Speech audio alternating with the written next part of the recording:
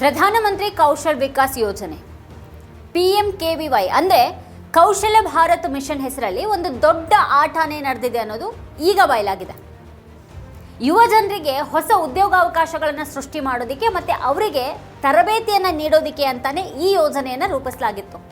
ಅದರಿಂದಾಗಿ ಯುವಕರು ಎಷ್ಟು ಸಮರ್ಥರಾದರು ಅನ್ನೋದು ಗೊತ್ತಾಗಿಲ್ಲ. ಆದರೆ CAG ವರದಿ ಮಾತ್ರ ಆ ಯೋಜನೆಯ ಹೆಸರಿನಲ್ಲಿನ ಹಲವಾರು ಅಕ್ರಮಗಳನ್ನು ಬಯಲಿಗೆ ತಂದಿದೆ. ಅದರಲ್ಲಿ ಎಂಥೆಂಥ ಅಕ್ರಮಗಳು ನಡೆದಿವೆ ಅನ್ನೋದನ್ನು ನೋಡ್ತಾ ಹೋದರೆ ದಿಗಿಲಾಗುತ್ತೆ.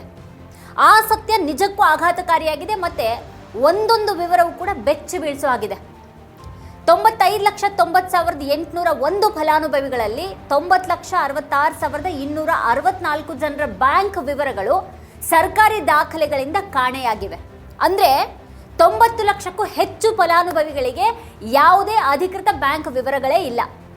ಸರ್ಕಾರಿ ಡೇಟಾದಲ್ಲಿ ಒಂದೇ ಬ್ಯಾಂಕ್ ಖಾತೆಯನ್ನು ಹಲವು ಫಲಾನುಭವಿಗಳಿಗೆ ಬಳಸಲಾಗಿದೆ.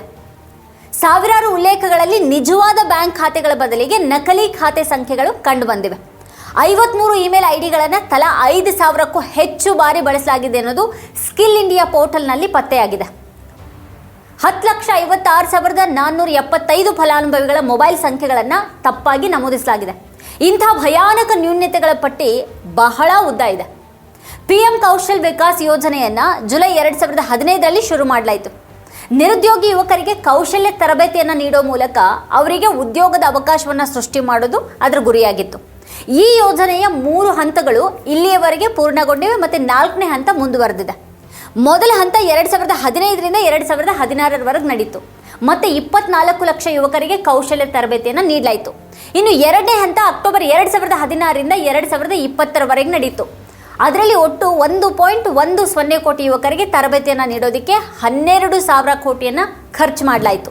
ಇನ್ನು ಯೋಜನೆಯ 3ನೇ ಹಂತ ಜನವರಿ 2021ರಿಂದ ಮಾರ್ಚ್ 2022ರವರೆಗೆ ನಡೀತು ಮತ್ತು 8 ಲಕ್ಷ ಯುವಕರಿಗೆ ತರಬೇತಿಯನ್ನು ನೀಡೋದಕ್ಕೆ 948.90 ಕೋಟಿಯನ್ನು ಖರ್ಚು ಮಾಡಲಾಗಿದೆ. ಈಗ CAG ಕೇಂದ್ರ ಕೌಶಲ್ಯ ಅಭಿವೃದ್ಧಿ ಸಚಿವಾಲಯ ಮತ್ತು ಈ ಯೋಜನೆಗೆ ಸಂಬಂಧಪಟ್ಟಂಥ 3 ಕೇಂದ್ರ ಸಂಸ್ಥೆಗಳ ಲೆಕ್ಕ ಪರಿಶೋಧನೆಯನ್ನು ನಡೆಸಿದೆ.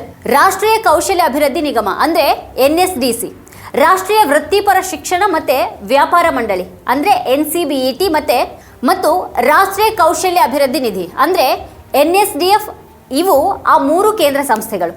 ಅಸ್ಸಾಂ, ಬಿಹಾರ, ರಾಜಸ್ಥಾನ, ಜಾರ್ಖಂಡ್, ಕೇರಳ, ಮಹಾರಾಷ್ಟ್ರ ಮತ್ತು ಉತ್ತರ ಪ್ರದೇಶ ಮತ್ತು ಒಡಿಶಾ ಈ 8 ರಾಜ್ಯಗಳಲ್ಲಿ ಯೋಜನೆಯ ಅನುಷ್ಠಾನ ಮತ್ತು ಹಣಕಾಸು ನಿರ್ವಹಣೆ ಬಗ್ಗೆ CAG ಪರಿಶೀಲನೆಯನ್ನು ನಡೆಸಿದೆ.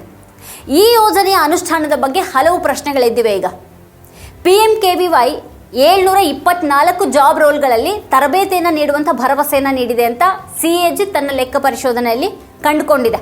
ಅಂದರೆ ತರಬೇತಿ ಪಡಿಬಹುದಾದಂತಹ 724 ಉದ್ಯೋಗಗಳಿವೆ. ಕೌಶಲ್ಯ ತರಬೇತಿ ಹೆಚ್ಚಿನ ಅಗತ್ಯವಿರುವಂತಹ ಕ್ಷೇತ್ರಗಳನ್ನು ಕೂಡ ಇಲ್ಲಿ ಗುರುತಿಸಲಾಗಿತ್ತು. ಈ ವಲಯಗಳಲ್ಲಿ ನಿರ್ಮಾಣ, ಲಾಜಿಸ್ಟಿಕ್ಸ್, ಪ್ರವಾಸೋದ್ಯಮ ಮತ್ತು ಪೀಠೋಪಕರಣ ಅಳವಡಿಕೆ ಸೇರಿವೆ. ಆದರೆ ಇದಕ್ಕೆ ವಿರುದ್ಧವಾಗಿ ಎಲೆಕ್ಟ್ರಾನಿಕ್ಸ್, ಉಡುಪು, ಲಾಜಿಸ್ಟಿಕ್ಸ್, ಚಿಲ್ಲರೆ ವ್ಯಾಪಾರ ಮತ್ತು ಸೌಂದರ್ಯ ಮತ್ತು ಕ್ಷೇಮದಂಥ ಕೌಶಲ್ಯಪೂರ್ಣ ಕೆಲಸಗಾರರು ಈಗಾಗಲೇ ಇರುವಂಥ ವಲಯಗಳಲ್ಲಿ ಹೆಚ್ಚಿನ ತರಬೇತಿಯನ್ನು ನೀಡಲಾಯಿತು. ಮೊದಲು ಉದ್ದೇಶ ಮಾಡಿದ ಹಾಗೆಯೇ ಕೌಶಲ್ಯಪೂರ್ಣ ಕೆಲಸಗಾರರು ಅಗತ್ಯ ಇರುವಂಥ ಕ್ಷೇತ್ರಗಳಲ್ಲಿ ತರಬೇತಿಯನ್ನು ನೀಡಲಿಲ್ಲ. ಮತ್ತೊಂದು ಕಡೆಗೆ ಅಗತ್ಯವಿಲ್ಲದ ಕ್ಷೇತ್ರಗಳಲ್ಲಿ ನುರಿತ ಕೆಲಸಗಾರರ ಸಂಖ್ಯೆ ಹೆಚ್ಚಾಗಿದೆ. ಈ ಯೋಜನೆಯಡಿಯಲ್ಲಿ 60% ಫಲಾನುಭವಿಗಳಿಗೆ 724 ಜಾಬ್ ರೋಲ್ಗಳಲ್ಲಿ ಕೇವಲ 10 ಹುದ್ದೆಗಳಲ್ಲಿ ತರಬೇತಿಯನ್ನು ನೀಡಲಾಯಿತು. ಟೈಲರಿಂಗ್ ಮತ್ತು ಹೊಲಿಗೆ ಯಂತ್ರ ನಿರ್ವಾಹಕರು ಒಟ್ಟು ಫಲಾನುಭವಿಗಳಲ್ಲಿ 10%ರಷ್ಟು ಮಾತ್ರನೇ ಇದ್ದರು. ಎಲೆಕ್ಟ್ರಾನಿಕ್ಸ್ ಮತ್ತು ಕಂಪ್ಯೂಟರ್ ರಿಪೇರಿಯಲ್ಲಿ ತರಬೇತಿ ಪಡೆದಂಥ ಫಲಾನುಭವಿಗಳು ಕೇವಲ 7% ರಷ್ಟಿದ್ರು. ಚಿಲ್ಲರೆ ಮತ್ತು ಮಾರಾಟ ತರಬೇತಿಯನ್ನು ಫಲಾನುಭವಿಗಳಲ್ಲಿ 4.25% ರಷ್ಟು ಮಂದಿಗೆ ಮಾತ್ರನೇ ನೀಡಲಾಯಿತು. ಕೌಶಲ್ಯ ತರಬೇತಿ ನೀಡ್ತಾ ಇದ್ರೂ ಕೂಡ ಇದು ಹೊಸ ಉದ್ಯೋಗಾವಕಾಶಗಳನ್ನು ಸೃಷ್ಟಿ ಮಾಡಲಿಲ್ಲ ಅನ್ನೋದು ಇಲ್ಲಿ ಮತ್ತೊಂದು ಗಮನಿಸಬೇಕಾದಂಥ ಸಂಗತಿ. CAG ಈ ಯೋಜನೆಯ ಉದ್ದಕ್ಕೂ ಫಲಾನುಭವಿಗಳ ಡೇಟಾದಲ್ಲಿ ಗಮನಾರ್ಹ ವ್ಯತ್ಯಾಸಗಳನ್ನು ಪತ್ತೆ ಮಾಡಿದೆ. ಪ್ರತಿ ಫಲಾನುಭವಿಯ ಹೆಸರು, ಆಧಾರ್ ಕಾರ್ಡ್ ವಿವರಗಳು ಮತ್ತು ಫೋನ್ ಸಂಖ್ಯೆ ದಾಖಲೆಗಳು ಸ್ಕಿಲ್ ಇಂಡಿಯಾ ಪೋರ್ಟಲ್ನಲ್ಲಿ ಲಭ್ಯ ಇರಬೇಕು. ಹೆಚ್ಚುವರಿಯಾಗಿ ಫಲಾನುಭವಿಗಳಿಗೆ ತರಬೇತಿ ನೀಡುವಂಥ ತರಬೇತುದಾರರ ವಿವರ, ಅವರ ಬ್ಯಾಚ್ ಸಂಖ್ಯೆಗಳು ಕೂಡ ಅಲ್ಲಿರಬೇಕು. ಆದರೆ ಬಹುತೇಕ ಡೇಟಾ ಕಾಣೆಯಾಗಿದೆ ಅಂತ CAG ಪತ್ತೆ ಮಾಡಿದೆ. ಹಲವಾರು ಬ್ಯಾಚ್ಗಳಲ್ಲಿ ತರಬೇತುದಾರರ ಹೆಸರು ಇಲ್ಲದೇ ಇರೋದನ್ನು CAG ಇಲ್ಲಿ ಕಂಡುಕೊಂಡಿದೆ. ಅರ್ಧದಷ್ಟು ಫಲಾನುಭವಿಗಳಿಗೆ ನೀಡಲಾದಂಥ ತರಬೇತಿಯ ಬಗ್ಗೆ ಮಾಹಿತಿನೇ ಲಭ್ಯ ಇರಲಿಲ್ಲ. ಅಲ್ಲದೆ ಲಕ್ಷಾಂತರ ಫಲಾನುಭವಿಗಳ ಕೌಶಲ್ಯ ತರಬೇತಿಯನ್ನು ಯಾರು ಮೌಲ್ಯಮಾಪನ ಮಾಡಿದ್ದಾರೆ ಅನ್ನೋದ್ರ ಕುರಿತು ಯಾವುದೇ ಡೇಟಾನೂ ಇಲ್ಲ. ಅಂದರೆ ತರಬೇತಿಯನ್ನು ಯಾರು ನೀಡ್ತಾ ಇದ್ದಾರೆ ಮತ್ತು ಯಾರು ತರಬೇತಿಯನ್ನು ನಡೆಸ್ತಾ ಇದ್ದಾರೆ ಅನ್ನೋದ್ರ ಕುರಿತು ಯಾವುದೇ ಮಾಹಿತಿನೇ ಲಭ್ಯ ಇಲ್ಲ. ಪ್ರಧಾನಮಂತ್ರಿ ಕೌಶಲ್ ವಿಕಾಸ್ ಯೋಜನೆ ಅಡಿಯಲ್ಲಿ ಫಲಾನುಭವಿಗಳು ತರಬೇತಿಯ ಸಂದರ್ಭದಲ್ಲಿ ತಿಂಗಳಿಗೆ 1500 ಸ್ಟೈಪೆಂಡ್ ಮತ್ತು ಪರೀಕ್ಷೆಯಲ್ಲಿ ಉತ್ತೀರ್ಣರಾದ ನಂತರ 500 ಪ್ರೋತ್ಸಾಹಧನ ಸಿಗುತ್ತೆ. ಆದರೆ ಯೋಜನೆ 2 ಮತ್ತು 3ನೇ ಹಂತಗಳಲ್ಲಿ ಭಾಗವಹಿಸಿದಂಥ 95,90,801 ಫಲಾನುಭವಿಗಳಲ್ಲಿ 90,66,264 ಜನರ ಬ್ಯಾಂಕ್ ವಿವರಗಳು ಸಚಿವಾಲಯದ ಬಳಿ ಇರಲಿಲ್ಲ ಅಂತ CAG ತನ್ನ ಲೆಕ್ಕ ಪರಿಶೋಧನೆಯಲ್ಲಿ ಪತ್ತೆ ಮಾಡಿದೆ. ಬ್ಯಾಂಕ್ ವಿವರಗಳು ಲಭ್ಯ ಇರುವಂಥ 5,24,537 ಫಲಾನುಭವಿಗಳ ವಿಷಯದಲ್ಲೂ ಕೂಡ ಈಗ ಗೊಂದಲ ಇದೆ. ಹೆಚ್ಚಿನ ಫಲಾನುಭವಿಗಳಿಗೆ ಒಂದೇ ಖಾತೆ ಸಂಖ್ಯೆಯನ್ನು ಬಳಸಲಾಗಿದೆ. 2,000ಕ್ಕೂ ಹೆಚ್ಚು ಫಲಾನುಭವಿಗಳಿಗೆ ಒಂದು ಖಾತೆ ಸಂಖ್ಯೆಯನ್ನು ಬಳಸಲಾಗಿದೆ.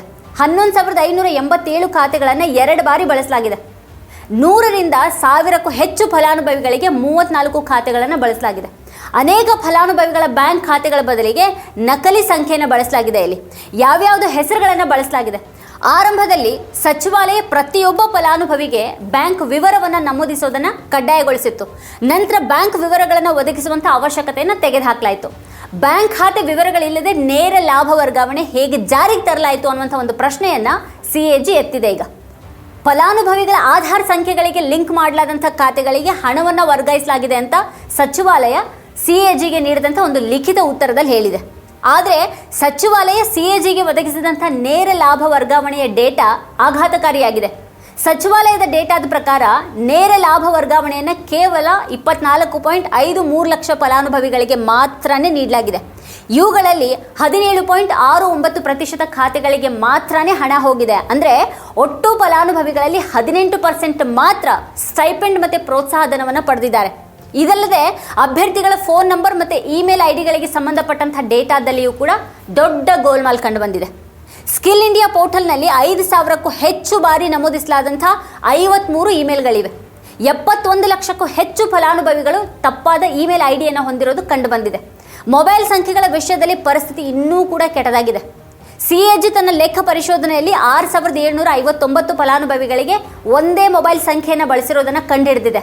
ಒಟ್ಟು 10,56,475 ಫಲಾನುಭವಿಗಳು ತಪ್ಪಾದ ಮೊಬೈಲ್ ಸಂಖ್ಯೆಗಳನ್ನು ನಮೂದಿಸಿದ್ದಾರೆ. ಅಂದರೆ ಸಚಿವಾಲಯದ ಬಳಿ ತರಬೇತುದಾರರು, ಮೌಲ್ಯಮಾಪಕರು ಅಥವಾ ಅಭ್ಯರ್ಥಿಗಳ ನಿಖರ ವಿವರಗಳೇ ಇಲ್ಲ. ಕೌಶಲ್ಯ ತರಬೇತಿ ಹೆಸರಿನಲ್ಲಿ ಈ ಮೋಸದ ವ್ಯವಹಾರ ಹೇಗೆ ನಡೀತು ಅನ್ನೋದೇ ಪ್ರಶ್ನೆ. ಈಗ ಹಾಗಾದರೆ ಇದಕ್ಕೆ ಯಾರು ಜವಾಬ್ದಾರರು? ಈಗ ದೆಹಲಿಯ ಶಹದಾರ್ದಲ್ಲಿರುವಂಥ ನೀಲಿಮಾ ಮೂವಿಂಗ್ ಪಿಕ್ಚರ್ಸ್ ಅನ್ನುವಂಥ ಕಂಪನಿ ಜನವರಿ 2020ರಿಂದ ನವೆಂಬರ್ 2020ವರೆಗೆ 33,493 ಉದ್ಯೋಗಿಗಳಿಗೆ ಕೌಶಲ್ಯ ತರಬೇತಿಯನ್ನು ನೀಡಿತು. ಆದರೆ CAG ತನ್ನ ಲೆಕ್ಕ ಪರಿಶೋಧನೆಯನ್ನು ಪ್ರಾರಂಭ ಮಾಡಿದಾಗ ಆ ಕಂಪನಿನೇ ಇರಲಿಲ್ಲ. CAG ಅದನ್ನು ವಿಚಾರಿಸಿದಾಗ ಕೋವಿಡ್ ಸಮಯದಲ್ಲಿ ಕಂಪನಿಯನ್ನು ಮುಚ್ಚಲಾಗಿದೆ ಅಂತ ತಿಳಿದು ಬಂತು. ಅದು ನೋಂದಾಯಿತ ಕಂಪನಿ ಆಗಿರಲಿಲ್ಲ ಅನ್ನೋದು ಕೂಡ ಪತ್ತೆ ಆಯಿತು. ಈಗ ಲಭ್ಯವಾದ ಅದರ ಪ್ರೊಫೈಲ್ ಪ್ರಕಾರ ಕಂಪನಿ 10 ಉದ್ಯೋಗಿಗಳನ್ನು ಹೊಂದಿತ್ತು. ಕಂಪನಿ ಕೇವಲ 10 ಉದ್ಯೋಗಿಗಳನ್ನು ಹೊಂದಿದ್ರೆ PMKYC ಅಡಿಯಲ್ಲಿ ಕೌಶಲ್ಯ ತರಬೇತಿ ಪಡೆದಂಥ 33,000 ಉದ್ಯೋಗಿಗಳು ಈಗ ಎಲ್ಲಿದ್ದಾರೆ? CAG ಈ ಕಂಪನಿ ಒದಗಿಸಿದಂಥ ಡೇಟಾವನ್ನು ಪರಿಶೀಲನೆ ಮಾಡಿದಾಗ ಒಂದೇ ಫೋಟೋವನ್ನು ಪದೇ ಪದೇ ಬಳಸಿ ತರಬೇತಿ ಪೂರ್ಣಗೊಂಡಿದೆ ಅಂತ ಘೋಷಿಸಿರೋದು ಕಂಡುಬಂದಿದೆ. ಹಳೆಯ ಡೇಟಾದ ಪ್ರಕಾರ ನೀಲಿಮಾ ಮೂವಿಂಗ್ ಪಿಕ್ಚರ್ಸ್ 33,493 ಉದ್ಯೋಗಿಗಳಿಗೆ ತರಬೇತಿಯನ್ನು ನೀಡಿತು. ಆದರೆ ಸಚಿವಾಲಯ ಒದಗಿಸಿದಂಥ ಹೊಸ ಡೇಟಾ ಕೇವಲ 24 ಜನರ ವಿವರಗಳನ್ನು ಒದಗಿಸಿದೆ. ತರಬೇತಿ ಪಡೆದಂಥ ಉದ್ಯೋಗಿಗಳ ಸಂಖ್ಯೆಯು ಕೂಡ 33,493ರಿಂದ 812ಕ್ಕೆ ಇಳಿದಿದೆ. ಈಗ ಈ ಹಿಂದಿನ ಡೇಟಾದಲ್ಲಿ ದೋಷ ಇದೆ ಅಂತ ಸಚಿವಾಲಯ ಹೇಳಿದರೂ ಕೂಡ ಹೊಸ ಡೇಟಾ ಕೂಡ ಅಪೂರ್ಣವಾಗಿತ್ತು. 812 ಉದ್ಯೋಗಿಗಳಲ್ಲಿ 694 ಜನರಿಗೆ ಮಾತ್ರನೇ ಪ್ರೊಫೈಲ್ ಫೋಟೋಗಳನ್ನು ಒದಗಿಸಲಾಗಿದೆ. ಇವುಗಳಲ್ಲಿ 58 ಪ್ರೊಫೈಲ್ ಚಿತ್ರಗಳು ನಕಲಿಯಾಗಿದ್ವು. ಇದಲ್ಲದೆ 812 ಉದ್ಯೋಗಿಗಳಲ್ಲಿ ಕೇವಲ 132 ಜನರದಷ್ಟೇ ಆಧಾರ್ ಸಂಖ್ಯೆಗಳನ್ನು ಒದಗಿಸಲಾಗಿದೆ. ಇದೊಂದೇ ಪ್ರಕರಣ ಅಲ್ಲ. ರೇಡಿಯೇಟ್ ಡಿಸೈನ್ ಅನ್ನುವಂಥ ಕಂಪನಿ ಜನವರಿ ಮತ್ತು ಫೆಬ್ರವರಿ 2020 ನಡುವೆ 15,218 ಮಂದಿಗೆ ವಿವಿಧ ಉದ್ಯೋಗಗಳಲ್ಲಿ ತರಬೇತಿಯನ್ನು ನೀಡಿತು. ಆದರೆ CAG ಲೆಕ್ಕ ಪರಿಶೋಧನೆ ಮಾಡಿದಾಗ ಅದು 2014-15ರಿಂದ ಯಾವುದೇ ರಿಟರ್ನ್ಸ್ ಅನ್ನು ಸಲ್ಲಿಸಿಲ್ಲ ಅನ್ನೋದು ಕಂಡುಬಂದಿದೆ. CAG ಕಂಪನಿಯ ನೋಂದಾಯಿತ ವಿಳಾಸವನ್ನು ಪರಿಶೀಲಿಸಿದಾಗ ಸೈನ್ ಬೋರ್ಡ್ ಇಲ್ಲದ ಅಂಗಡಿಯಲ್ಲಿತ್ತು. ರಾಜ್ಯಗಳಿಗೆ ಹಂಚಿಕೆ ಆದಂಥ ಹಣ ವಿಳಂಬವಾಗಿದೆ ಅಂತ CAG ತನ್ನ ಲೆಕ್ಕ ಪರಿಶೋಧನೆಯಲ್ಲಿ ಕಂಡುಕೊಂಡಿದೆ. ಲೆಕ್ಕ ಪರಿಶೋಧನೆ ಪ್ರಕಾರ 222 ಕೋಟಿ ಮೌಲ್ಯದ ಕೇಂದ್ರ ನಿಧಿಗಳನ್ನು ಸಮಯಕ್ಕೆ ಸರಿಯಾಗಿ ಬಿಡುಗಡೆ ಮಾಡಲಾಗಿಲ್ಲ. ಹೆಚ್ಚುವರಿಯಾಗಿ 24 ಕೋಟಿಗಿಂತ ಹೆಚ್ಚು ಹಣವನ್ನು ಆಡಳಿತಾತ್ಮಕ ಕೆಲಸಕ್ಕಾಗಿ ಖರ್ಚು ಮಾಡಲಾಗಿದೆ. ಈ ಯೋಜನೆ ಪ್ರಾರಂಭ ಮಾಡಿದಾಗ ರಾಜೀವ್ ಪ್ರತಾಪ್ ರೂಢಿ ಅವರು ಇಲಾಖೆಯ ಸಚಿವರಾಗಿದ್ದರು. ಸೆಪ್ಟೆಂಬರ್ 2017ರಲ್ಲಿ ಧರ್ಮೇಂದ್ರ ಪ್ರಧಾನ್ ಅವರನ್ನು ಕೌಶಲ್ಯ ಅಭಿವೃದ್ಧಿ ಮತ್ತು ಉದ್ಯಮಶೀಲತೆ ಸಚಿವಾಲಯದ ಸಚಿವರನ್ನಾಗಿ ನೇಮಿಸಲಾಯಿತು. ಮೇ 2019ರಲ್ಲಿ NDA 2ನೇ ಅವಧಿಯಲ್ಲಿ ಈ ಒಂದು ಇಲಾಖೆಯನ್ನು ಮಹೇಂದ್ರನಾಥ್ ಪಾಂಡೆ ಅವರು ನಿರ್ವಹಿಸಿದರು. ಜುಲೈ 2021ರಲ್ಲಿ ಸಚಿವಾಲಯ ಧರ್ಮೇಂದ್ರ ಪ್ರಧಾನ್ ಅವರ ಕೈಗೆ ಬಂತು. ವಂಚನೆ ಆರೋಪಗಳಿಗೆ ಈ ಸಚಿವರು ನೇರ ಹೊಣೆಗಾರರಾಗಿರ್ತಾರೆ. ಈಗ ಈ ಸಂಪೂರ್ಣ ಯೋಜನೆಗೆ 10,000 ಕೋಟಿಗೂ ಹೆಚ್ಚು ಹಣ ಖರ್ಚು ಮಾಡಲಾಗಿದೆ.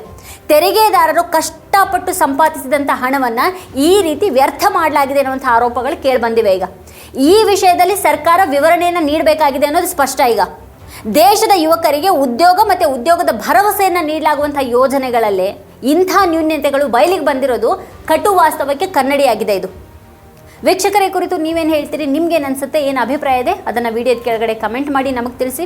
ಇದೇ ಹೊತ್ತಿನ ಸ್ಪೆಷಲ್ ನೋಡ್ತಾ ಇರಿ ವಾರ್ತಾಭಾರತಿ. ನೀವಿನ್ನು ವಾರ್ತಾಭಾರತಿ ಯೂಟ್ಯೂಬ್ ಚಾನಲನ್ನು ಸಬ್ಸ್ಕ್ರೈಬ್ ಮಾಡಿಲ್ಲ ಅನ್ನೋದಾದರೆ ಈ ಕೂಡಲೇ ಸಬ್ಸ್ಕ್ರೈಬ್ ಮಾಡಿ, ಹಾಗೆ ಪಕ್ಕದಲ್ಲೇ ಇರುವಂಥ ಬೆಲ್ ಐಕಾನ್ನ ಪ್ರೆಸ್ ಮಾಡಿ ನಮ್ಮನ್ನು ಪ್ರೋತ್ಸಾಹಿಸಿ.